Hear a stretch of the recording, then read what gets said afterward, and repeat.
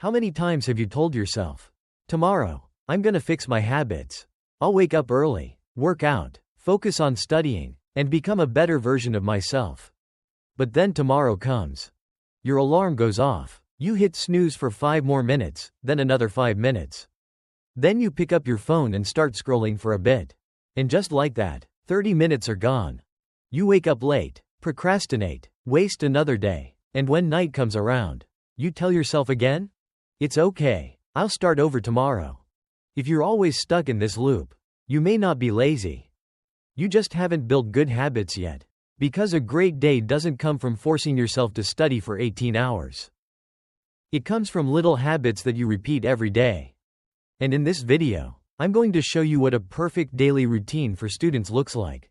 Habit number 1. Sleep. Most of us know how important sleep is, but only a few people actually build good sleep habits. The reason is simple. Almost everything and everyone around you wants you to stay up late. Your teachers never teach you how important sleep is. They just want you to finish all your homework. Your parents don't mind if you stay up late.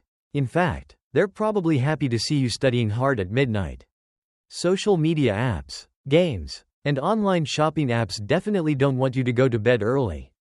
Because that's often the only free time you have to use their products. And your boss? He wishes you could work 24 hours a day. Honestly, the only person who truly wants you to go to bed early is probably a thief. Most people around us encourage us to stay up late and treat it like it's completely normal, so we start believing it is normal too.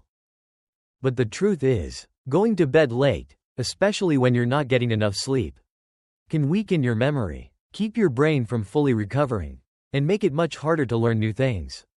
So start building a solid sleep routine for yourself. Go to bed at 10 p.m. and wake up at 6 a.m. Aim for a full 8 hours every night. And when your alarm goes off in the morning, try to get up as soon as your alarm goes off. Don't hit snooze for those extra 5 minutes. Why? Because if you can do that, it's your first win of the day. That small victory builds confidence that carries through the rest of your day. Also, for the first hour after you wake up, don't touch social media at all. A lot of people open their eyes and immediately check notifications and start scrolling. That's probably the worst way you can start your day. Doing this floods your brain with cheap dopamine the moment you wake up. It makes everything else during the day feel boring and dull.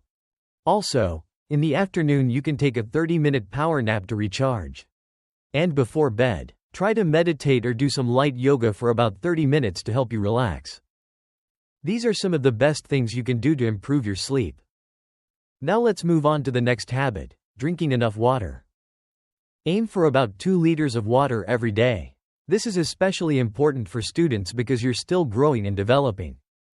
When you're dehydrated, you feel more tired, it's harder to focus, and your studying becomes less effective. During my 12 years in school, I barely drank any water while I was at school, so I know exactly how bad that is. That's why you should always keep a water bottle with you. Put it right on your desk so it constantly reminds you to drink. It's a small habit, but it has a huge impact on both your health and your performance in school.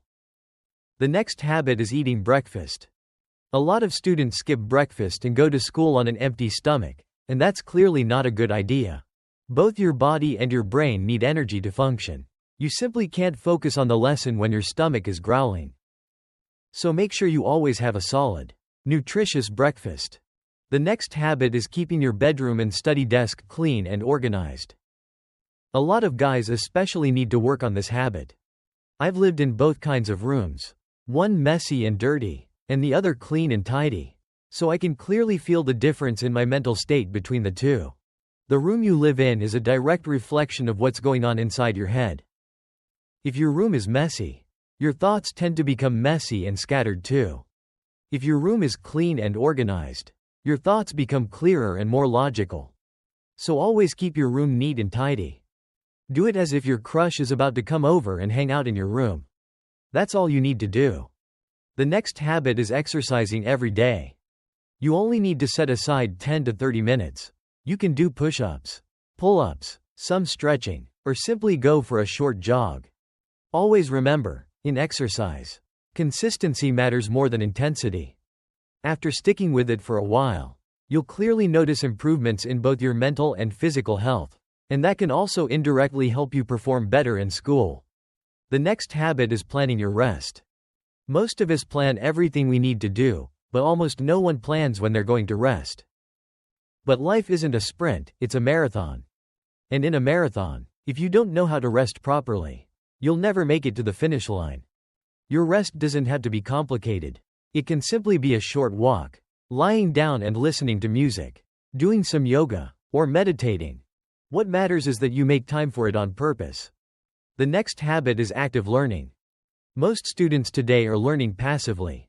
That means they only take in information from the outside, listening to lectures, reading textbooks, or highlighting everything in sight. It looks like hard work, but the results are usually pretty weak. Active learning is the opposite. Instead of just absorbing information, you actively pull it out of your own head by doing practice problems, asking yourself questions and answering them, or explaining the material to someone else. Passive learning is like standing in the gym with a slice of pizza in one hand and a bubble tea in the other while watching other people lift weights. It's not going to get you anywhere. Active learning is like actually working out your brain. And just like your muscles, the more you train your brain, the stronger it becomes. Here are a few ways you can put this method into practice. The first one is active recall.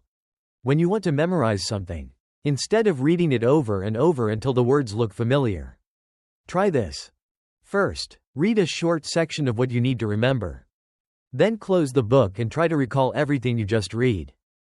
Open the book again and check what you got right and what you missed. Close it again and try to recall it once more. Keep repeating this until you can remember the whole section without looking at the book. It will feel uncomfortable, but that discomfort is exactly what helps you remember things for longer. The second method is the Feynman Technique. The entire method can be summed up in one sentence. If you want to get really good at something, teach it to someone else. You can apply this to your studies too. After you finish learning a concept, stand up and imagine you're teaching it to another person. When you teach it, don't just repeat the textbook word for word. Use your own words, your own way of understanding, and your own examples to explain it.